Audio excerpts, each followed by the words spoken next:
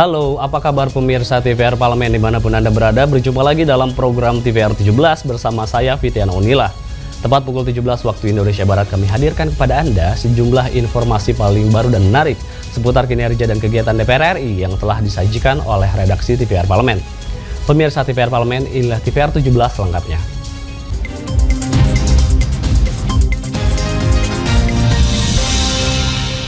Kita awali TVR 17 sore ini dengan berita mengenai Badan Kerjasama Antar Parlemen DPR RI yang menilai serangan yang dilakukan Israel ke Palestina merupakan bentuk kejahatan kemanusiaan yang harus segera dihentikan.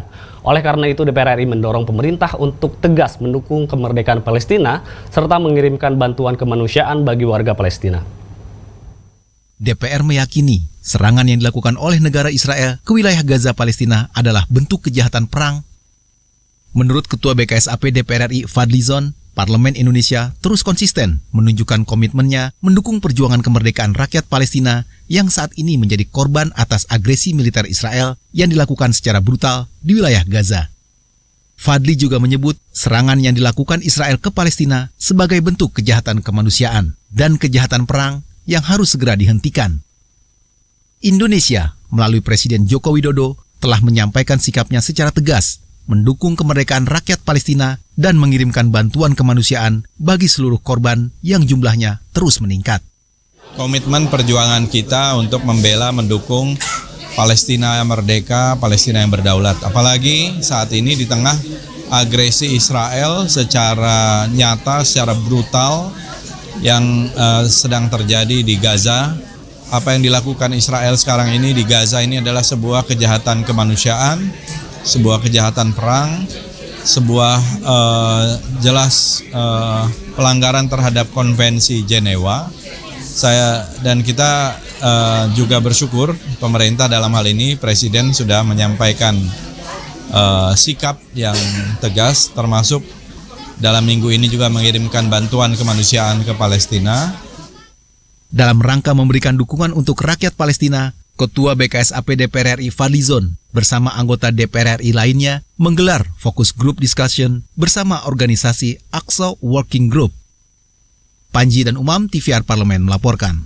Berita selanjutnya mengenai Komisi 8 DPR RI yang berharap pembentukan Panitia Kerja Haji 2024 dapat mengatur mekanisme serta formulasi penambahan kuota haji 2024 agar dapat terdistribusi secara adil dan merata. Menindaklanjuti kebijakan pemerintah Arab Saudi, Indonesia mendapat tambahan 20.000 kuota haji di tahun 2024. Komisi 8 DPR segera membentuk panitia kerja untuk merumuskan formulasi dan pembiayaan haji. Dengan harapan, tambahan kuota akan berdampak pada menurunnya antrean haji. Wakil Ketua Komisi 8 DPR RI, Diah Pitaloka mengatakan, DPR menunggu pemerintah melakukan format kerja baru imbas dari penambahan kuota haji tahun 2024 mendatang. Dia meminta pemerintah dapat mendistribusikan kuota tambahan dengan adil dan merata.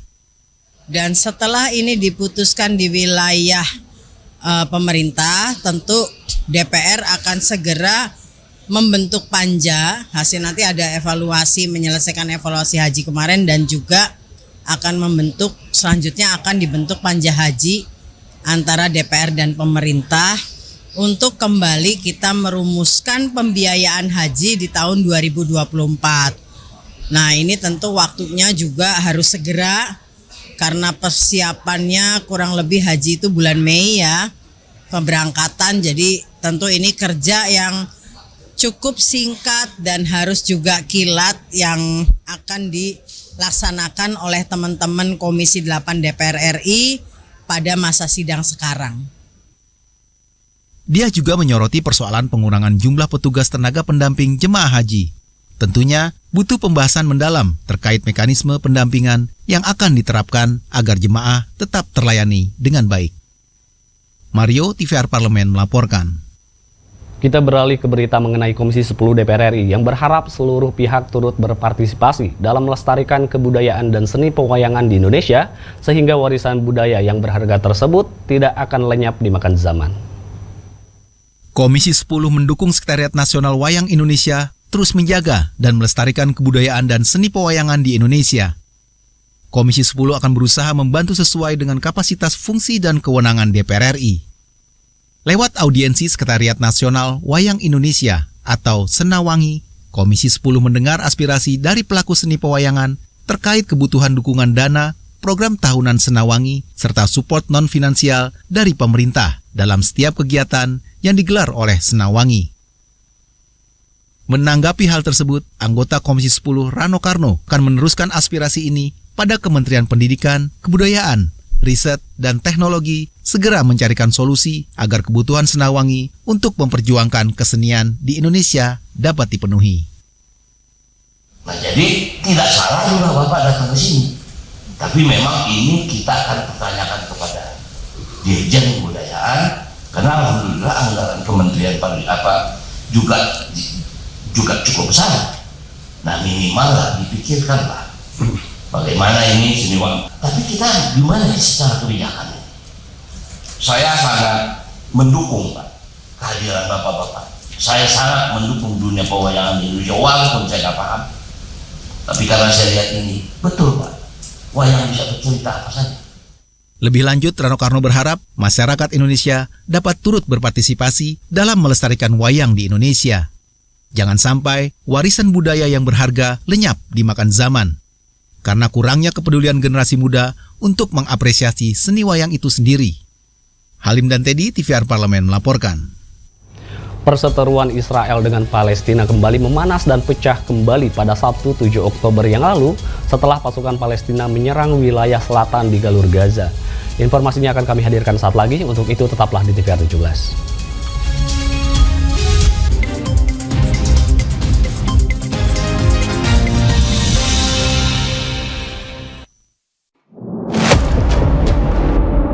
Sini ditambang. Konflik yang terjadi, Sini tidak mengizinkan. masalah yang tersisihkan menjadi kesenjangan sosial. Ya namanya rakyat kecil gak bisa apa-apa, mau komplain juga gak didengar. Sebab apa? Itu menyangkut isi perut kami semua. Bagaimana memutus keterbatasan untuk didengar? Jadi kalau misalnya masyarakat sudah merasa tidak lagi ada yang memperjuangkan aspirasinya, maka masyarakat memang sangat berhak untuk meminta dewan yang mewakili mereka di parlemen. Kami menyusuri batas-batas peristiwa, mengurai berbagai polemik yang terjadi, meluruhkan suara-suara marginal, menjadi nyata dalam setiap aspirasi, melaksanakan tugasnya sebagai wakil rakyat.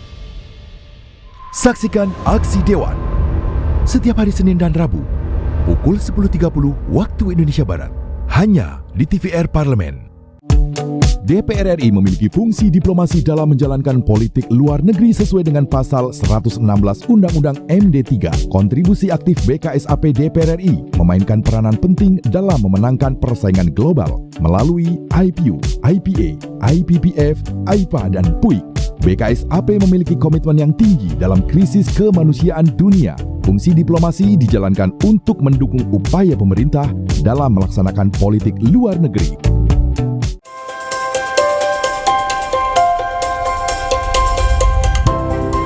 Pertama dalam sejarah Indonesia, tahun 2024 kita mengadakan pemilu serentak, legislatif dan eksekutif baik di tingkat pusat maupun daerah. Catat waktunya, Rabu 14 Februari 2024. Untuk pemilihan legislatif, Anda akan memilih anggota DPD, anggota DPR, anggota DPRD Provinsi, dan anggota DPRD Kabupaten atau Kota. Selain pemilu legislatif, Anda juga akan memilih presiden dan wakil presiden loh pemirsa. Di bulan November, tepatnya Rabu 27 November 2024, juga akan diadakan pemilihan kepala daerah atau pilkada serentak. Dalam pilkada nanti, Anda akan memilih gubernur dan wakil gubernur, bupati dan wakil bupati, serta wali kota dan wakil wali kota. Nah, pemirsa sudah tahu kan waktunya? Kini saatnya Anda untuk mempersiapkan diri. Kenali calon-calon wakil rakyat dan pemimpin Anda dengan baik.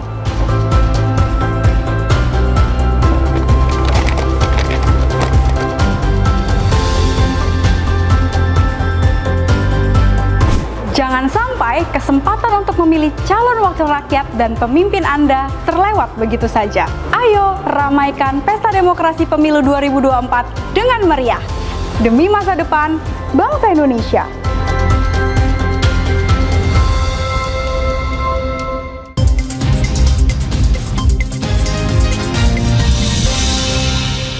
Kembali di TVR 17, merespon konflik Israel-Palestina, DPR RI meminta seluruh pihak berkonflik mulai memikirkan jalur dialog dan solusi jangka pendek maupun panjang. Selain itu, dukungan seluruh negara juga dinilai penting dalam mewujudkan perdamaian. DPR RI berharap pemerintah Indonesia untuk terus konsisten berpegang teguh pada amanat konstitusi yang menentang berbagai bentuk penjajahan di muka bumi dan terus mendukung kemerdekaan Palestina. Untuk mengetahui informasi selengkapnya, mari kita simak laporan yang mendalam yang telah dihimpun oleh tim redaksi TVR Parlemen dalam segmen editorial Parlemen berikut ini.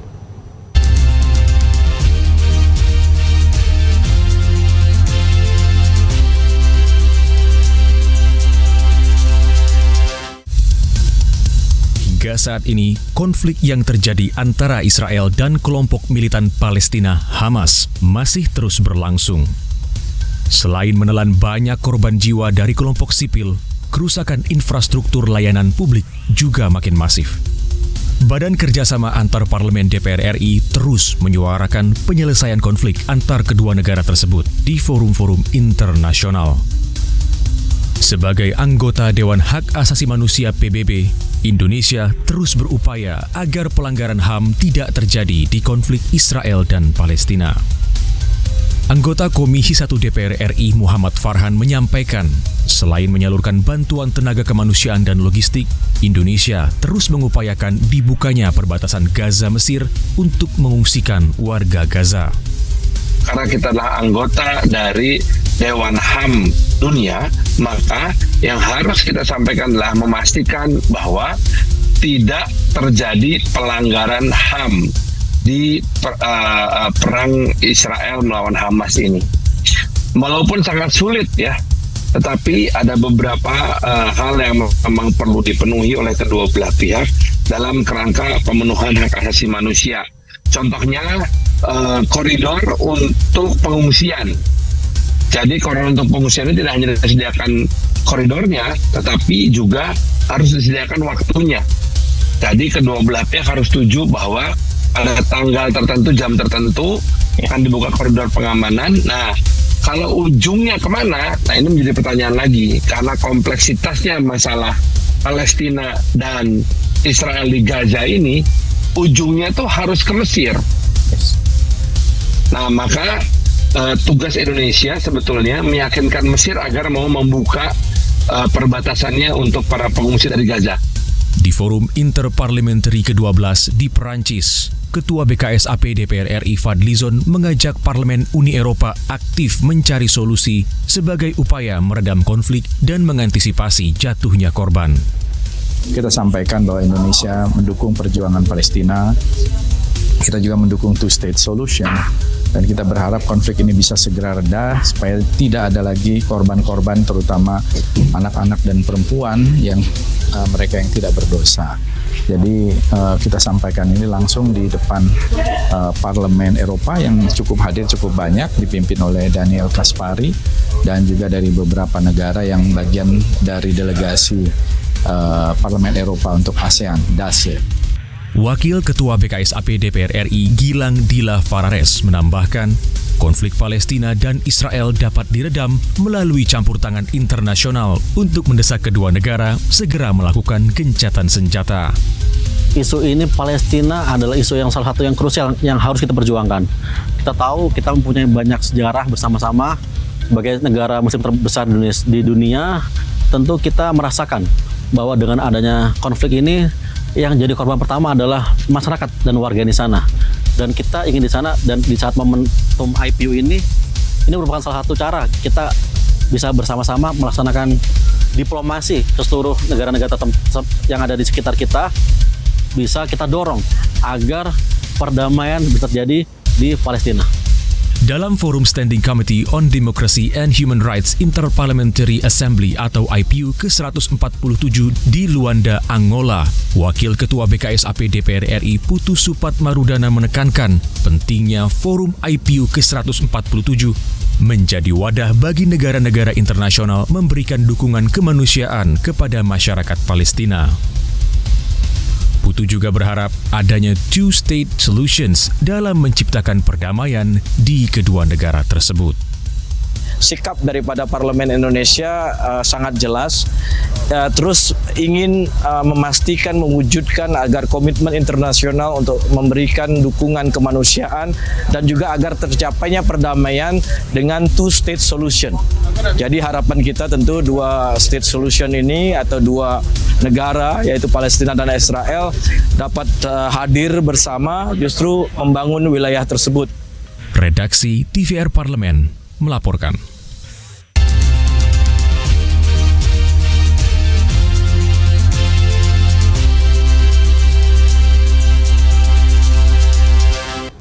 Anggaran ketahanan pangan tahun 2024 mengalami kenaikan yang signifikan, yaitu 7,8% atau sebesar 108,8 triliun rupiah.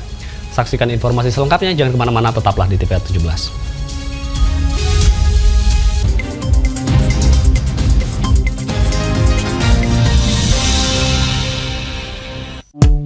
DPR RI memiliki fungsi diplomasi dalam menjalankan politik luar negeri sesuai dengan pasal 116 Undang-Undang MD3. Kontribusi aktif BKSAP DPR RI memainkan peranan penting dalam memenangkan persaingan global melalui IPU, IPA, IPPF, IPA, dan PUIK.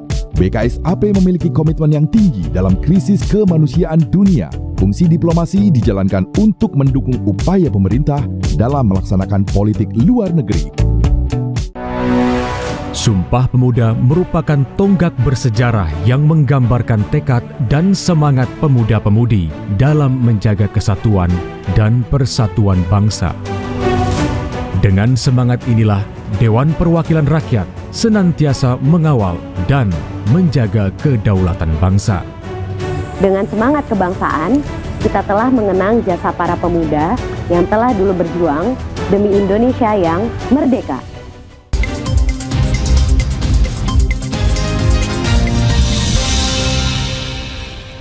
Kembali di TVR 17, Presiden Joko Widodo menyampaikan kenaikan anggaran ketahanan pangan pada pidato kenegaraan tentang penyampaian rancangan Undang-Undang APBN tahun anggaran 2024 beserta dengan nota keuangan. Terkait hal ini, anggota Komisi 4 DPR RI Slamet mengapresiasi kenaikan anggaran ketahanan pangan tersebut meskipun belum cukup ideal untuk tercapainya ketahanan pangan. Selengkapnya mari kita simak liputan rekan kami, Alfat Rizky. Baik pemirsa, seperti yang diketahui bahwa Presiden Joko Widodo pada penyampaian pidato kenegaraan dalam sidang paripurna, khususnya dalam penyampaian pidato terkait dengan RAPBN di tahun 2024 dan beserta nota keuangannya, di mana salah satunya membahas terkait dengan anggaran ketahanan pangan. Berdasarkan data yang saya terima pemirsa, anggaran ketahanan pangan sebesar 108,8 triliun pada tahun 2024 atau setidaknya naik 7,8% dari tahun sebelumnya. Dan pemirsa, apakah anggaran sebesar ini sudah ideal untuk mewujudkan ketahanan pangan di Indonesia? Saat ini saya akan membahasnya dengan salah satu anggota Komisi 4 DPR RI, yaitu Bapak Slamet dari fraksi PKS untuk daerah pemilihan Jawa Barat 4. Baik Pak Slamet, anggaran ketahanan pangan naik Pak, 7,8%. Apakah ini sudah ideal untuk mencapai ketahanan pangan di Republik ini Pak? Kalau dari sisi ideal masih kurang, tetapi kalau dari sisi kenaikan kita apresiasi. Tinggal masalahnya kenaikannya ini harus tepat sasaran, jangan sampai kemudian tidak tepat sasaran sehingga tujuan untuk ketahanan pangan tidak tercapai. Satu catatan saya, kenaikan itu jangan sampai kemudian untuk mengulang kegagalan food estate ini, karena di situ akan ada tambahan perluasan lahan. Sementara catatan dari food estate tahun sebelumnya gagal ini, sehingga produksi tidak tercapai dan lain-lain. Ini nih. Yang kedua, arahkan subsidi yang langsung mengena kepada rakyat kita. Apa itu? Subsidi pupuk. Subsidi pupuk kebutuhannya hanya 70 triliun. Ya, tolong ya. Jadi Kalau memang itu penuhi saja 70 triliun, tidak perlu dalam rangka ketahanan pangan, nggak usah bukan buat program yang macam-macam, mau food estate mau apa enggak. Yang ketiga, anggaran penuhi lagi untuk kemudian memberikan jaminan kepada kesejahteraan petani kita. Apa itu? Lakukan subsidi pasca panen. Nah, makanya kalau bicara anggaran itu belum ideal, tetapi kenaikan itu tolong tepat sasaran. Lakukan pastikan anggaran ini langsung terkait dengan kesejahteraan petani, maka produktivitas akan tercapai gitu.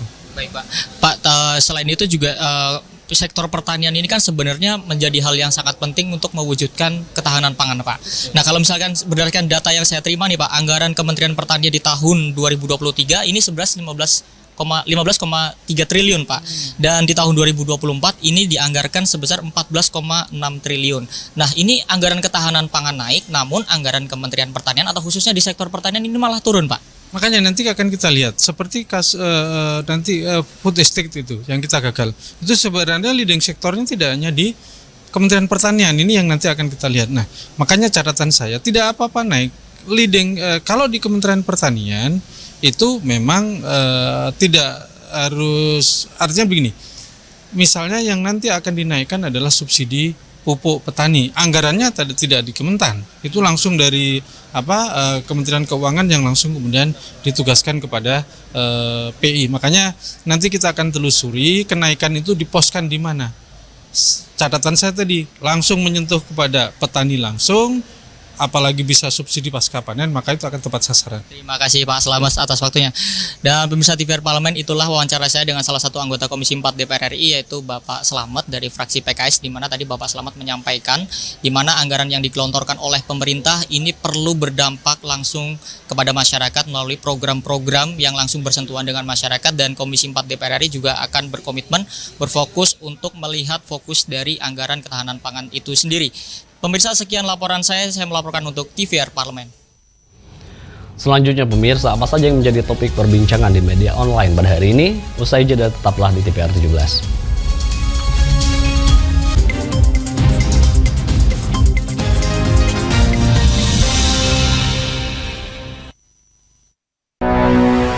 Sumpah Pemuda merupakan tonggak bersejarah yang menggambarkan tekad dan semangat pemuda-pemudi dalam menjaga kesatuan dan persatuan bangsa.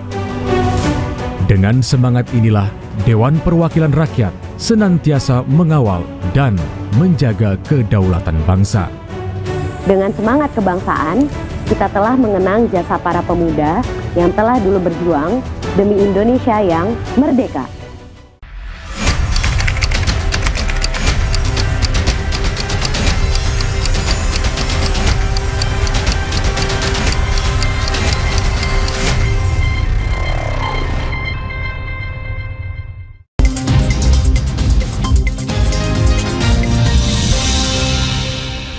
Kembali di TVR 17, pemirsa TVR Parlemen, kali ini kita masuk ke segmen media nasional.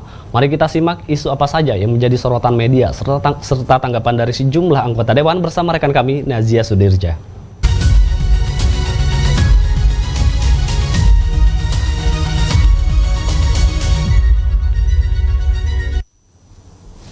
Baik pemirsa, selamat sore dan apa kabar pemirsa TVR Parlemen dimanapun Anda berada. Kali ini kita akan membahas terkait dengan berita yang menjadi headline di media online pada hari ini. Dan pemirsa, berita pertama yang menjadi headline di media online yaitu terkait dengan Komisi 2 DPR RI dan KPU RI setujui revisi PKPU terkait usia Capres dan Cawapres. Seperti yang Anda saksikan di layar kaca Anda pemirsa saat ini, di sini Komisi 2 DPR RI dan KPU RI menyepakati revisi peraturan KPU terkait dengan perubahan syarat Capres dan Cawapres. Pasca putusan Mahkamah Konstitusi mengabulkan uji materi terhadap Undang-Undang Nomor 7 Tahun 2017 tentang pemilu yang memutuskan syarat Capres adalah berusia 40 tahun atau kepala daerah yang sedang atau pernah dipilih lewat pemilihan umum. Dan keputusan ini diambil pada rapat kerja Komisi 2 DPR RI bersama KPU, Bawaslu, DKPP, dan Kemendagri pada Selasa 31 Oktober 2023. Terkait dengan hal ini, Ketua Komisi 2 DPR RI Ahmad Doli Kurnia menambahkan rapat ini juga menyepakati 2 peraturan Bawaslu, yaitu pengawasan Capres-Cawapres dan pengawasan dana kampanye, pemirsa. Dan selanjutnya berita yang menjadi headline di media online yaitu terkait dengan DPR RI gelar sidang paripurna, sejumlah anggota pakai syal Palestina seperti yang saya pakai saat ini, pemirsa. Dan di sini seperti yang Anda lihat di layar kaca Anda, pemirsa, DPR RI kembali aktif dengan rapat paripurna ke-8 pembukaan masa sidang 2 tahun 2023-2024 di Gedung DPR RI Senayan, Jakarta pada Selasa 31 Oktober 2023 yang dibuka langsung oleh Ketua DPR RI Dr. Honoris Causa Puan Maharani. Pada rapat tersebut terlihat sejumlah anggota yang hadir mengenakan syal dengan corak bendera Palestina yang diberikan oleh CEO Yayasan Persahabatan dan Studi Peradaban Ahed Abu Al-Atta. Di sini pada rapat tersebut disinggung soal negara demokrasi tak memberikan ruang untuk kekuasaan absolut. Terkait dengan hal ini, Ketua DPR RI Dr. Honoris Causa Puan Maharani berjanji bahwa DPR RI konsisten menyuarakan dan mendorong kemerdekaan Palestina melalui forum-forum internasional. Dan semoga saja hal itu dapat segera terwujud ya, pemirsa. Dan pemirsa, itu tadi headline di media online pada hari ini terkait dengan Komisi 2 DPR RI dan KPU RI setujui revisi PKPU terkait usia Capres dan Cawapres, serta DPR RI gelar sidang paripurna sejumlah anggota pakai syal Palestina. Terima kasih pemirsa, dan kembali ke rekan Fitian.